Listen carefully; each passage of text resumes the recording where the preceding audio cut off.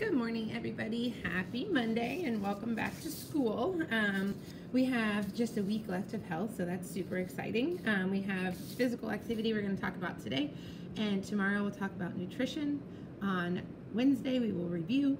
On Thursday, you have your test, and then on Friday, we're going to just go over some things to get us ready to go back to PE and really set some goals and make it a great end of the semester and end of the school year.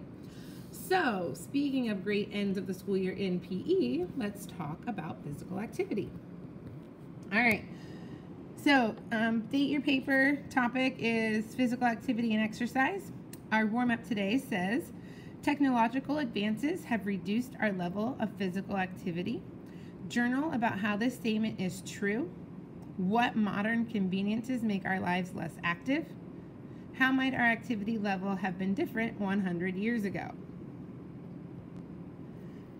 So take a minute, stop and think about it before you keep watching me. Pause your video and actually think, how would my life have been different had I been born 100 years ago? How have the modern conveniences that we have today, the technology and other advancements, obviously from 100 years ago that we have, how have they made our lives less active? How have we become less healthy because of these conveniences that we have? So really pause for a minute and think about that, okay? Once you're done, come back for our notes. All right, lifestyle activity.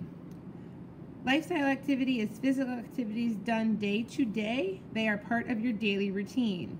Recreation or play activities. So when you think lifestyle activities, you are thinking of things like cleaning the house, like vacuuming and doing laundry, part of your day-to-day routine. If you have to walk to the bus stop every day, that's part of a lifestyle activity. If your friend comes over after school and you guys play a pickup game of basketball, or you go for a walk with your friend or a bike ride with your family, those are just kind of lifestyle activities. They're just part of your day-to-day. They come, they go. You didn't plan them. They just kind of are something that you do as part of your daily routine, okay? When you think of lifestyle activities and you take that back to our warm-up, think about the lifestyle of somebody that was born in the 1900s, 1919 or 1918, and how their lifestyle activity was so different. No cars, there was not any type of video games or iPads or other activities, and how much activity they would have had to have done outside, how often they were outside helping with the farm or helping to just do work outside, how much they probably played outside so much more with their siblings or with their friends, and how much better off not only was their physical health, but their social health and their mental health, because they were constantly interacting in a positive way with people instead of like being all bully on social media or whatever else we have going on now. So definitely our lifestyles have changed with the technological advances that we have. So think about that and how your lifestyle has changed and how much less active we are. Okay, so exercise, on the other hand, is planned, structured physical activities aimed at improving your physical fitness. The entire reason for exercise is to make you healthier, is to make you more skilled at a skill-related fitness, like a sport, okay, or an event that you compete in. So exercise is aimed at improving your physical fitness levels, improving the condition of your heart, of your lungs, making you stronger, making you be able to run longer, okay? You plan it. It's probably 30 to 60 minutes in length, and you try to do it 3 to 4 times a week. So it's not part of your day-to-day. It's not you walking to school. It's not you playing a pickup game of basketball with your friends or jumping on the trampoline in your backyard. It's saying, hey, I'm going to go run a mile right now. I'm going to do that 3 times a week. That's exercise. Or I'm going to do 25 push-ups every single day this week, and sticking to that schedule, planning it, doing it. Yeah, like your parents, hey, I'm going to the gym Monday, Wednesday, Friday after work, or maybe you even go with them. That's exercise. The purpose isn't necessarily, it's fun, I love it, exercise is so much fun, but the purpose isn't necessarily like, hey, pick up game of basketball, fun, you know, playing just to have a good time. or just going on a leisurely bike ride or a walk with a friend. The purpose of exercise is to improve your physical fitness levels. Okay, so that's the difference between lifestyle activity and exercise. All right, so you're improving your physical fitness levels, and there's 5 areas that you'd like to improve upon. So when you're exercising, you're focusing on these 5 components of fitness. The first is cardiovascular endurance. The rest of this. Cardiovascular endurance is how well you can provide your body with oxygen. The more oxygen, the longer you can do physical activities or exercise. Okay, so it's basically how well your body provides oxygen to your muscles while you are exercising. So it's the ability for your heart and lungs to work together to bring in exercise, or bring in oxygen as you exercise, and then your heart's ability to pump it out to your muscles to have that oxygen to continue to exercise. The stronger your heart gets, the more efficient, the better it is at pumping out that oxygen to your muscles. So it starts off weak, and as you do more and more and more, it gets easier and easier. You breathe less hard, you're able to go farther, you feel less tired because your body's getting that oxygen that it needs, because your lungs and your heart are getting stronger and more efficient at pumping out the oxygen to your muscles. Okay?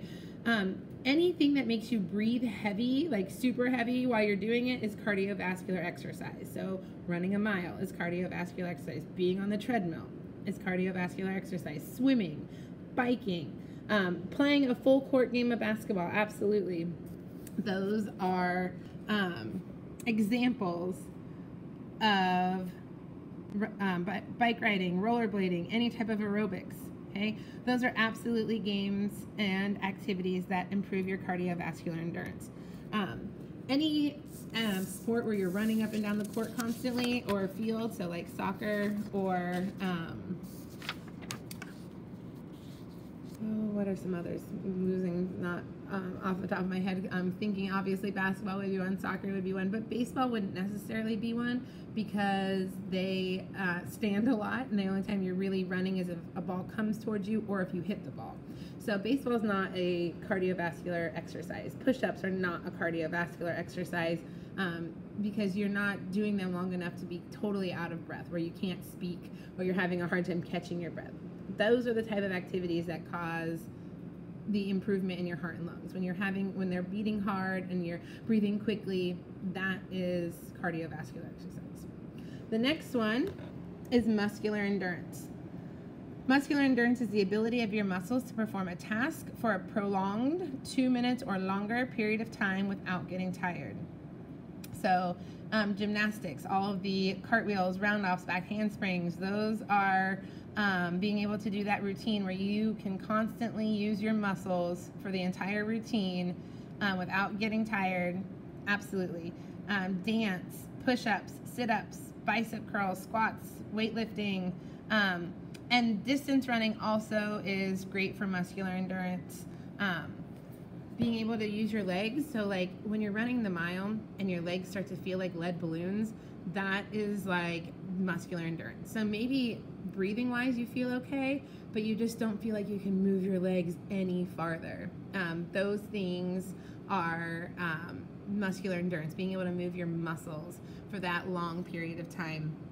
And like the stations, being able to use your muscles through all of the weightlifting stations, because that's about 15 minutes in my class, that would be muscular endurance. Anything where you're using your muscles for 2 minutes or longer, so a prolonged period of time. Endurance means long activity, so definitely longer than 2 minutes. Any type of weightlifting thing, if you're doing 3 sets of 10, so you do your set and you maybe rest for 20 seconds and then you go and do it again and you keep doing those, that's muscular endurance. So any time that you are doing multiple repetitions for a prolonged period of time of any strengthening muscular activity, that is going to be muscular endurance. Okay. So those are some examples. And then we have muscular strength. Muscular strength is the ability of your muscles to exert a force. So this is a short, quick, one best effort attempt. So this is not the prolonged 2 minutes or longer This is your best effort. One best sprint, it's taking like 10 seconds. It's not taking 2 minutes. Okay, a vertical jump, one time jumping as high as you can.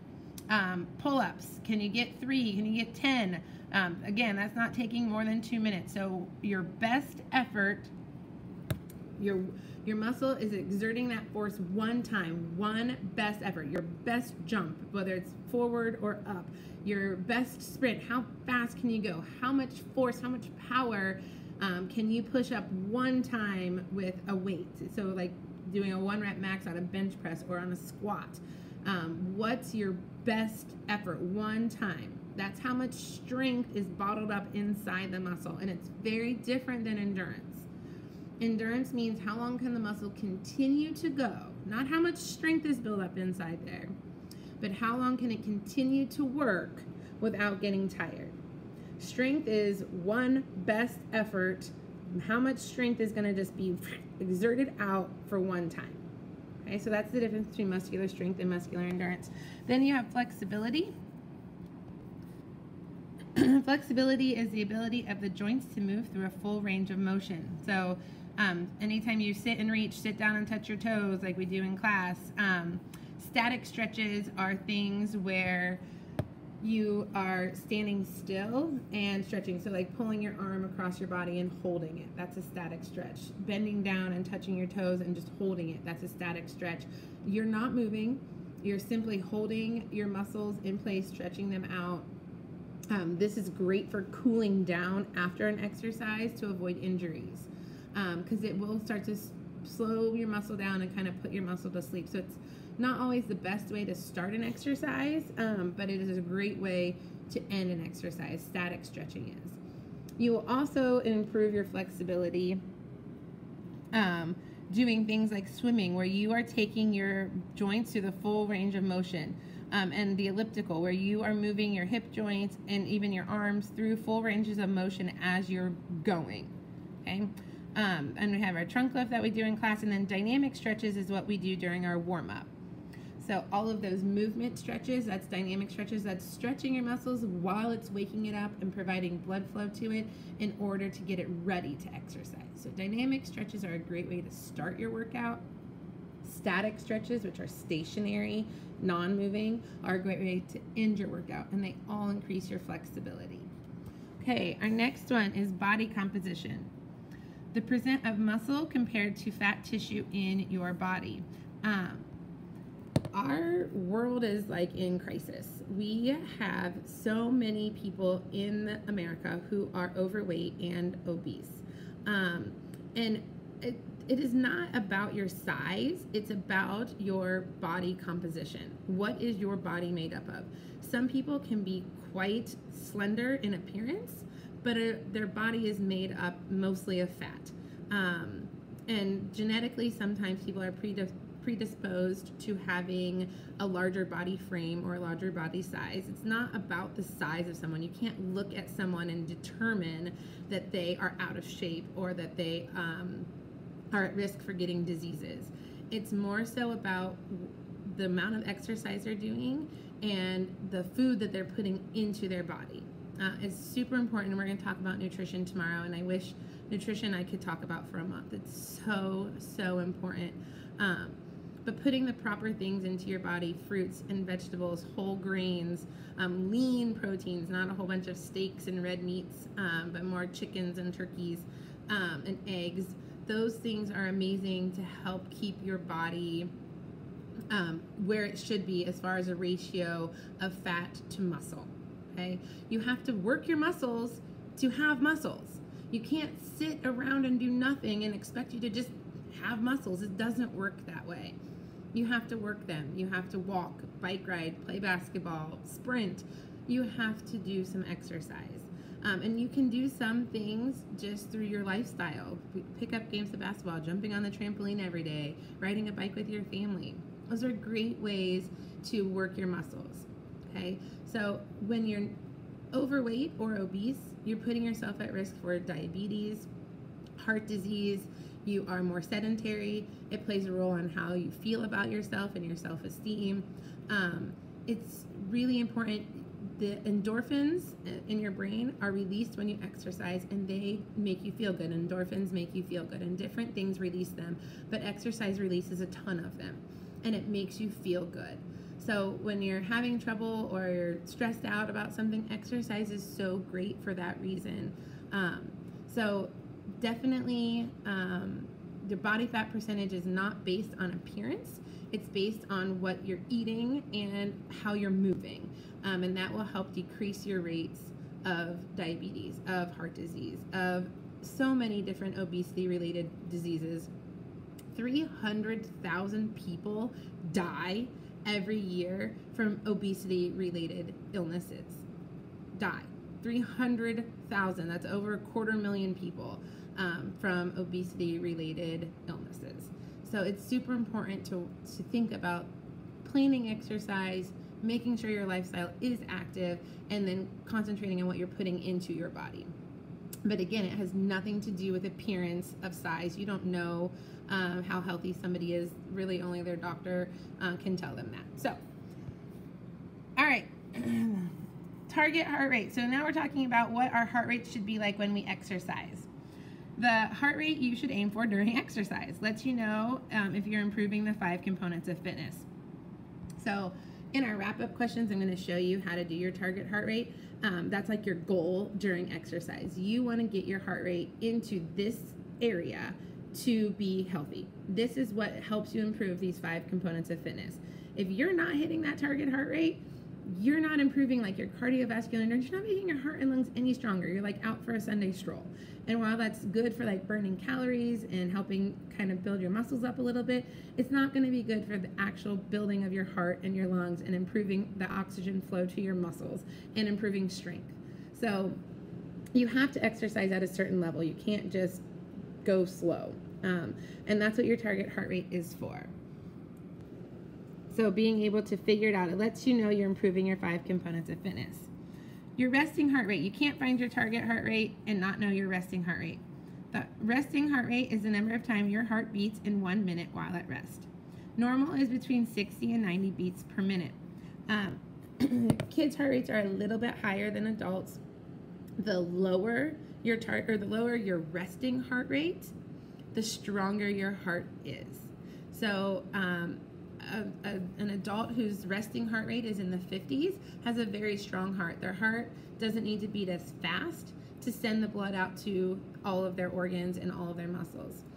Somebody whose heart is working extra time, it's maybe 100 beats per minute because their heart is not as strong, and it takes more effort to pump the blood to their organs and to their muscles to provide the nutrients and the oxygen that your organs and muscles need. So the stronger your heart, the less it has to work, the better you feel. So that's why it's important when you know your resting heart rate, you're like, oh, it's 100 beats a minute. I need to exercise in my target heart rate zone so I can bring that resting heart rate down. Okay, so but resting heart rate is while you're at rest, like sitting in class doing nothing at rest. So that's super important. Resting heart rate is while you are at rest doing nothing. Okay, target heart rate is during exercise. Your recovery heart rate is how long it takes your heart to return to normal after exercise. So you just got off the treadmill, your heart rate maybe is 140. How long does it take your heart to go back down from 140 to 60 or whatever your resting heart rate is? So that's your recovery heart rate. What's that amount of time that it takes to get from your target back down to your resting? And that's called the recovery. You're recovering after exercise, your heart's returning to normal. What does that look like? The more quickly it goes back down, the more quickly your heart rate recovers, the stronger your heart is. That's another indicator that you have a strong heart, that if you were at 140 and 2 minutes later you're back down to like 80, and then a minute later you're back down to your 60, that's a great sign that your heart recovers quickly, your recovery heart rate is low, and that your heart is strong. Okay. All right, so then last thing for our wrap up today, you're going to calculate your target heart rate. So step 1 says take 220 minus your age. So let's just pretend that you are 12, okay? And so you would take 220 minus your age. So if you, If you're 12, that would be 208. So 220 minus, if your age is 12, then you're coming up with 208. Okay, this is your maximum heart rate, 208. Then you need to figure out your high end, which is 80%. So I'm going to take my answer from step 1, which was 208, and I'm going to multiply it by 0.80. So 208 times 0.80. So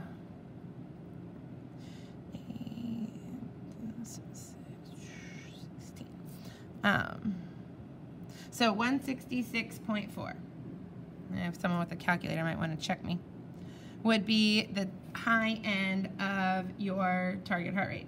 Then you're going to figure out the low end of your target heart rate. So you're going to take, again, the answer from step 1, so you're 208, and this time you're multiplying it by the low end, which is 60% of your target heart rate. So you're going to multiply it by 0.60.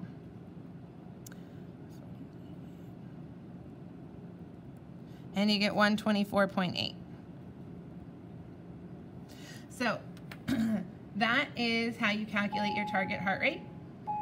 And you want it to be at least 124 beats per minute while you're exercising to be at the very, very low end. The higher your heart rate, the more, the stronger your heart is getting and the more benefit you're getting from the exercise.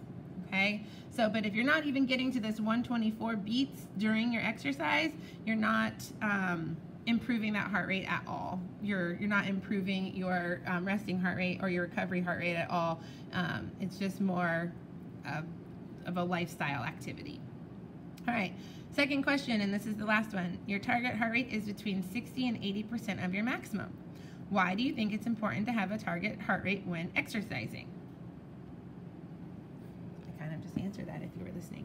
All right, that is it for today. There is a assignment when you're done, so you can go to the stream section and check out the assignment, and then after that work on your extension activity. And that is it for today, and we will see you tomorrow for our very last lesson. Yay! All right.